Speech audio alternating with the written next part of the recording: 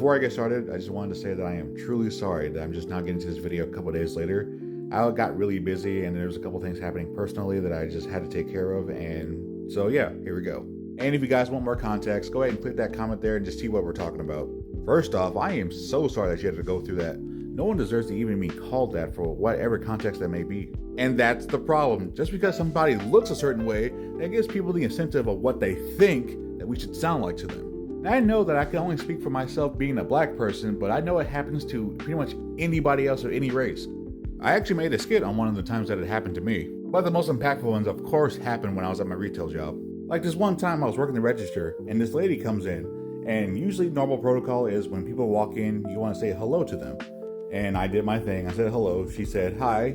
And she said, how are you? But she didn't look at me. And I said, I'm doing pretty good. How are you doing? And she turned around and said, I'm doing pretty good. And she stopped and looked at me. And she stared at me and she said, I'm sorry, but your voice does not match your face. But I get that a lot. I honestly do.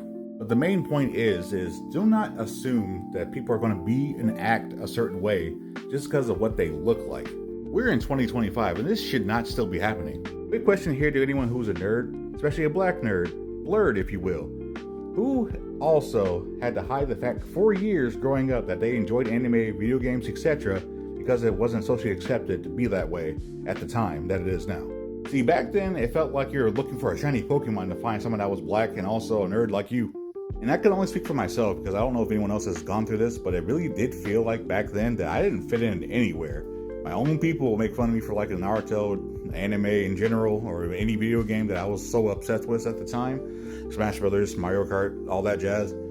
And when I was in the anime group, which was diversity and mostly of nothing but none of my people in it, I would get so many black jokes because I was the only black guy and I was alone. I had no backup. To this day, sometimes I'll think about the times that I let people slide of telling off-color jokes to me, and I'll try to brush it off by laughing at it. Now I find it really cool that I find people like me that enjoy the things that I do. The other part of the reason why I wanted to make this video was because of all the times that I've seen black cosplayers cosplay something, and there's always something negative about their skin tone every time that I go through their comments. Not just cosplay and anime either, it's like music and anything else that's not considered interest of black people. To anybody else who's dealt with that, whether it be for your passion and interest for anime, music, whatever hobby that you have, only to be criticized because of your skin tone, it's not right, and I'm truly sorry that you had to deal with that. But unfortunately, people troll. That's just how the internet works. People are just going to troll. I'll tell you one thing though, nobody is built the same. Some people can take those comments to the chest and just live their life like nothing happened.